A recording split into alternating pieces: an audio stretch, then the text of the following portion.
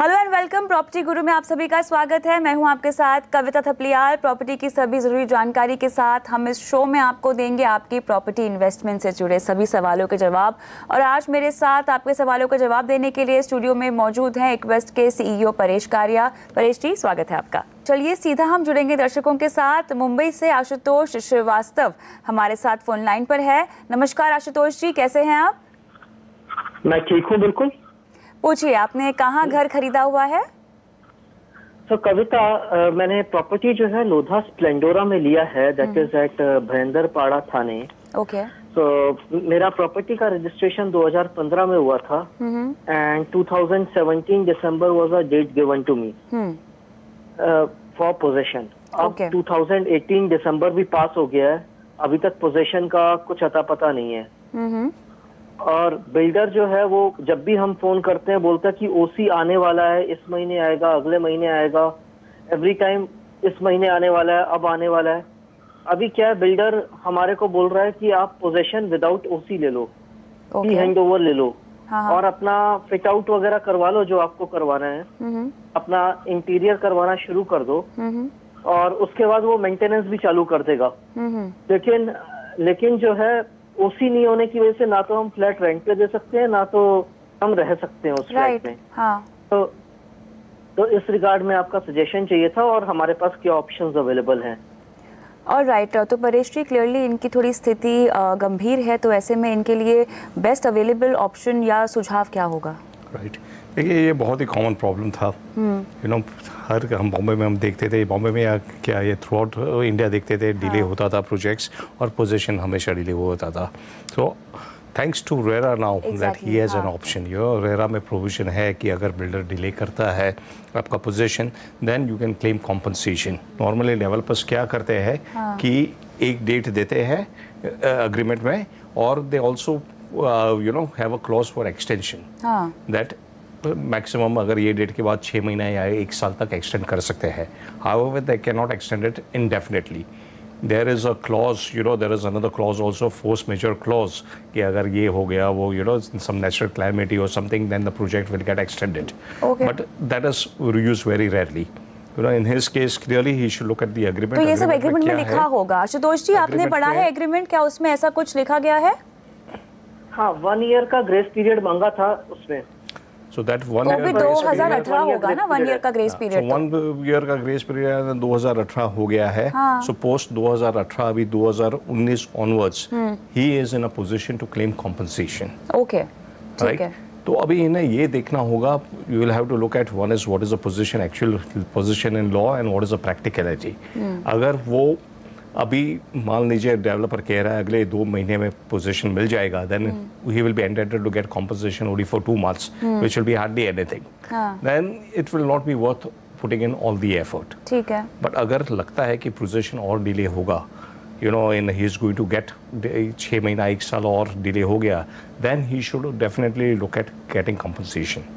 और रेरा में ऑनलाइन भी कंप्लेन कर सकते हैं, डॉक्यूमेंट सबमिट कर सकते हैं and a good thing will be for him to get together with other owners. बिल्कुल, हाँ। वो सब साथ में मिलकर रेरा को अप्रोच करेंगे तो it will be a better chance or he can negotiate with the developer also. तो जैसा कि ये बोल रहा है बिल्डर इन्हें कि आप पोजीशन ले लो और आप रहने आ जाओ, तो ऐसा ये कर सकते हैं अगर इन्हें वेट नहीं करना हो तो? देखिए इनकी सर्कमस्टांसेस पे डिफरेंट है। अगर he is in need of position, उन्हें लगता है कि मुझे जल्द से जल्द पोजीशन चाहिए, तो अभी वो पोजीशन लेके एटलीस्ट फिट आउट वर्क तो स्टार्ट कर सकते हैं, provided he has some kind of a reasonable assurance कि अगले 2 महीने 3 महीने में ओसी आ जाएगा, looking at the condition of the building and other things.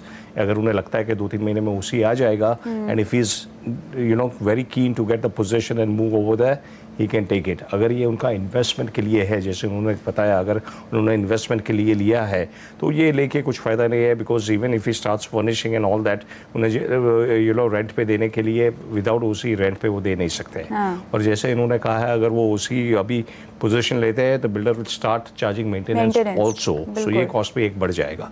तो depending upon his requirements he will have to take a practical call in this. Alright, लेकिन इन्हें घबराने घबराने की जरूरत नहीं है क्योंकि प्रोजेक्ट रेरा के तहत रजिस्टर्ड है। एब्सोल्युटली थोड़ा डिले होता है। Lodha is a well known developer, उन्होंने प्रोजेक्ट्स डिलीवर किए हैं। Splendora is a very big township over there, Ghodbunder road पे हमने देखा है, और बाकी बिल्डिंग्स भी वहाँ पे डिलीवर हो चुकी है।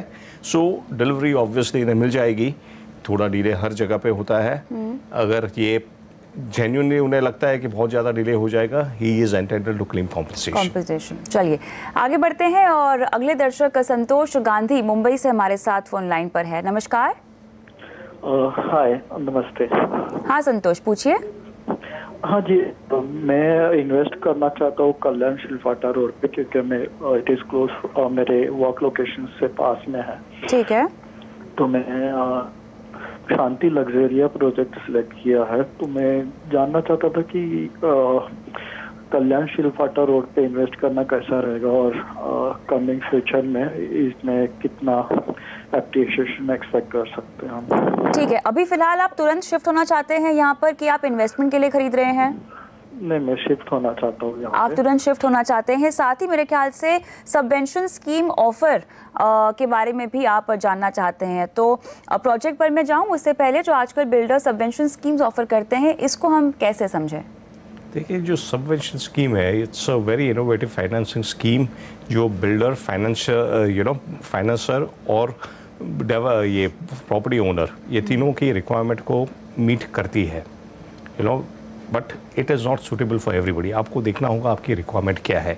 Typically the way the subvention scheme works, तो किस रिक्वायरमेंट को सूट करती है ये scheme? So let us understand how the scheme works. ये स्कीम के अंदर क्या होता है कि आप बिल्डर से जब फ्लैट खरीदते हैं, सो आप लोन लेते हैं and that money goes to the developer and you don't have to pay any EMI on that. जो डेवलपर है आपका, जब जैसे भी आप होम के लिए लोन लेती है, एक बार लोन ले लिया तो pre-EMI starts immediately.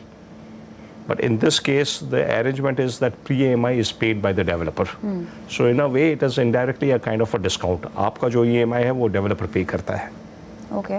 Right now, this is suitable in a case where somebody who is staying on a rent and is not in a position to pay rent as well as EMI, उतना cash flow नहीं होता है। Okay. तो typically वो लोगों को ये suit करती है। दूसरा, ये इन्वेस्टर्स को सूट करती है। जो इन्वेस्टर्स वो कहते हैं हमें पैसा नहीं लगाना है, अभी हम सिर्फ 20% पैसे लगा देते हैं और EMI डेवलपर विल पे, मुझे और कुछ नहीं पे करना है। जब कंप्लीट हो जाएगा प्रोजेक्ट तभी मैं I can exit at a higher price. तो इस टाइप का जिनका कॉल है इन्वेस्टर्स का, उनके लिए ये सूटेबल है। तो लेकिन एग्जिट करने के लिए स्टैम्प ड्यूटी रजिस्ट्रेशन तो आपको भरना ही पड़ेगा कि वो डेवलपर भरेगा? नहीं, स्टैम्प ड्यूटी रजिस्ट्रेशन आपको पे करना है। Everything is cost will have to be borne by you. The only thing is EMI जो लोन पे है, आपके नाम पे लोन ली जाती है। You are the ones who are liable to the bank for the loan, and in case there is any default or anything, you are liable to the exactly. The only thing is आपका cash flow, it's in a way kind of a discount, developer देते हैं। And जो 2 साल 3 साल जितना भी project का EMI है वो आपको रिलीफ मिलती है। यू डोंट हैव टू पे it, developer will pay it. अभी इसमें 2 चीज़ हमें देखना जरूरी है। वन इज ये जो है EMI है, जो सबवेंशन है उसका पीरियड क्या है।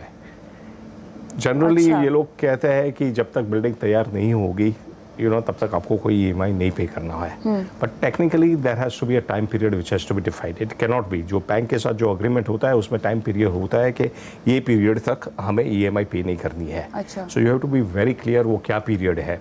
जनरली डेवलपर्स एंटिसिपेट करते हैं कि 3 साल में हमारा प्रोजेक्ट खत्म हो जाएगा, and they take this subvention for a period of 3 years। For 3 years you don't have to pay EMI। But what happens if the project is not completed in 3 years? वो 3 का 4 साल हो गया। So who is going to pay EMI for that extended period? That is what you need to clarify.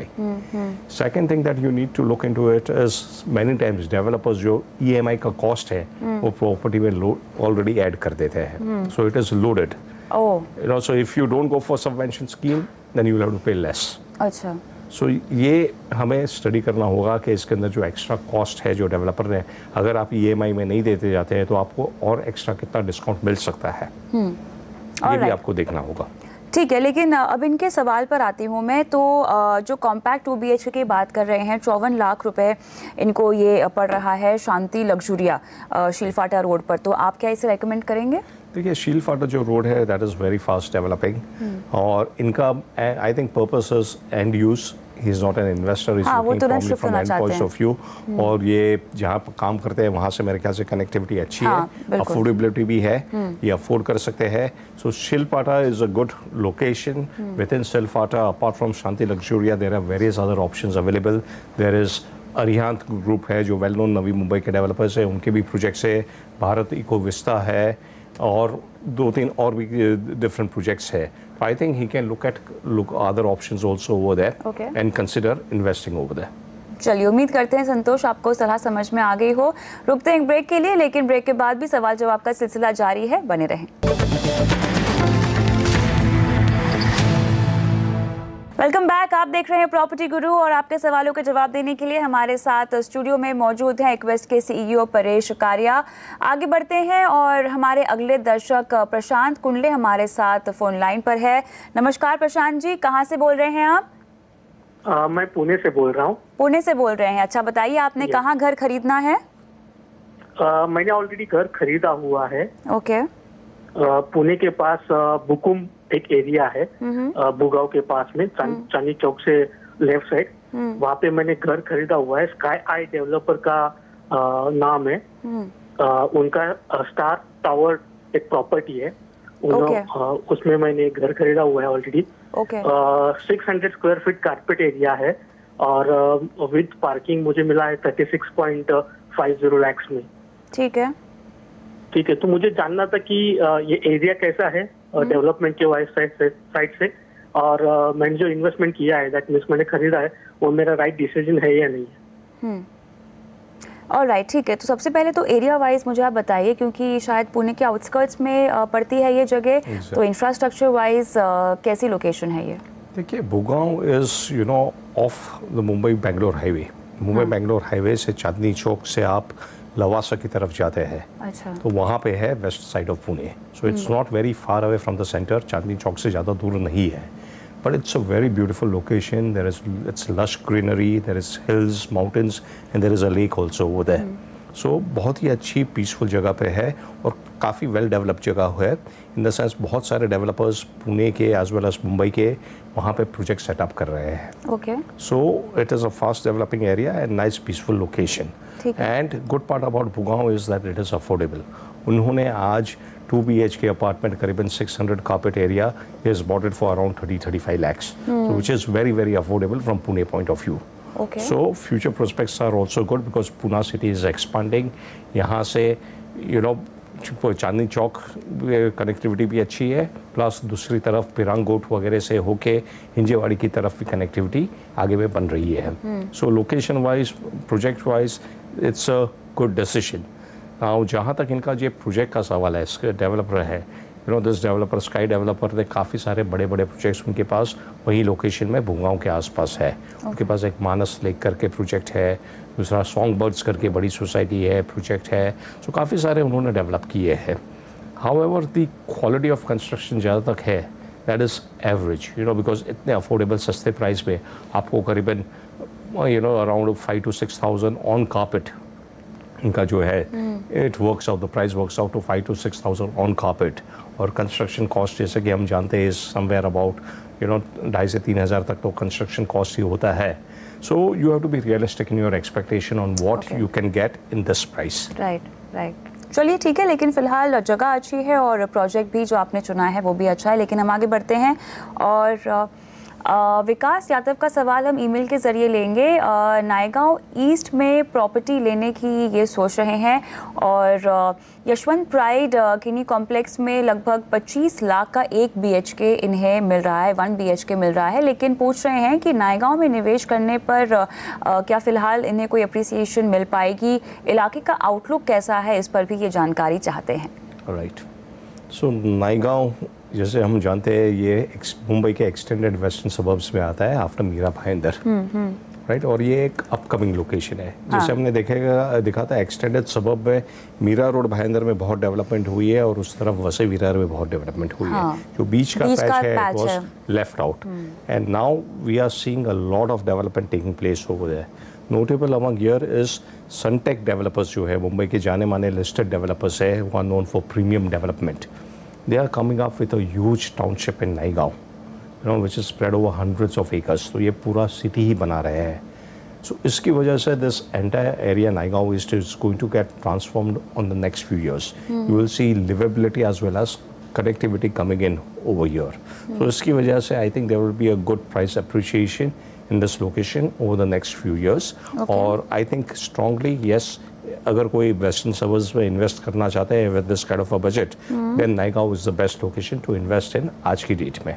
Okay तो infrastructure connectivity के लिहाज से तो ठीक है, लेकिन जो ये सोच रहे हैं यशवंत प्राइड किनी कॉम्प्लेक्स में 25 लाख का जो इन्होंने अपने लिए फाइनल किया हुआ है, इस पर आपकी क्या राय है? Right I think it is a decent complex. जो यशवंत प्राइड है वो ऑलरेडी रेडी हो चुका है। So there is no surprises. वो जाके देख सकते हैं वहाँ पे क्या है, उसका लोकेशन क्या है, बिल्डिंग कैसा है, क्वालिटी ऑफ कंस्ट्रक्शन क्या है, एमिनिटीज़ क्या है, रोड कनेक्टिविटी क्या है। सो if he has seen all this and if he's satisfied with it, I think it is a good option.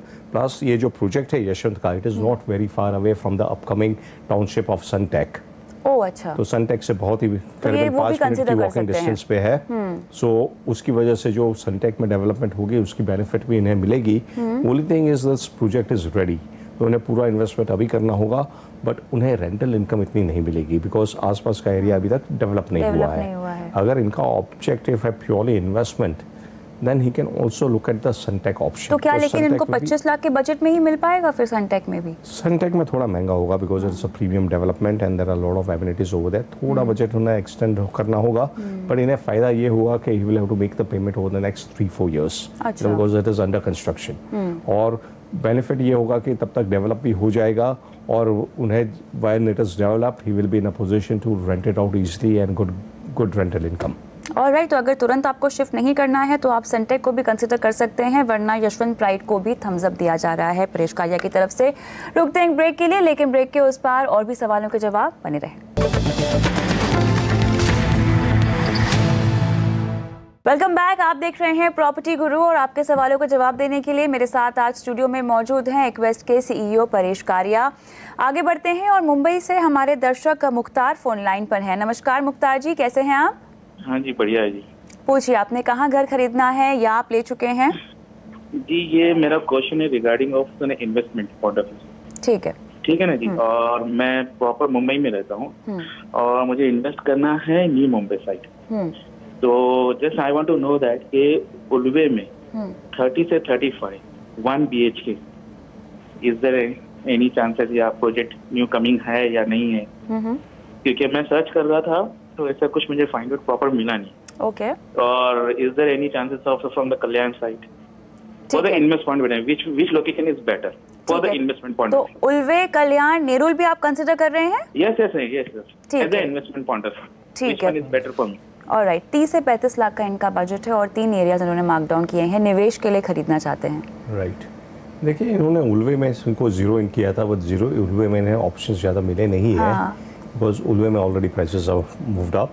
आज यू नो वहाँ पे on an average 6,000-7,000 on this you know super built up area पे price चल रहा है। And if you are buying 1 BHK which is about 600 square feet जितना होता है, आपका 40 लाख जितना 40 लाख के ऊपर ही बजट जाएगा।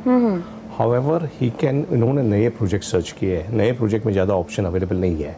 But the situation in Ulwe is that it is a very promising location but right now because of lack of connectivity and other things वहाँ पे लिवेबिलिटी नहीं है।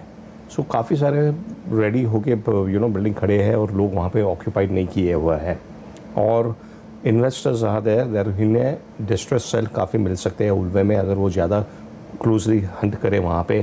तो रीसेल में जो इन्वेस्टर्स एग्जिट करना चाहते हैं and there he can look at it and he can get a good option उनके बजट में 35 lakhs में।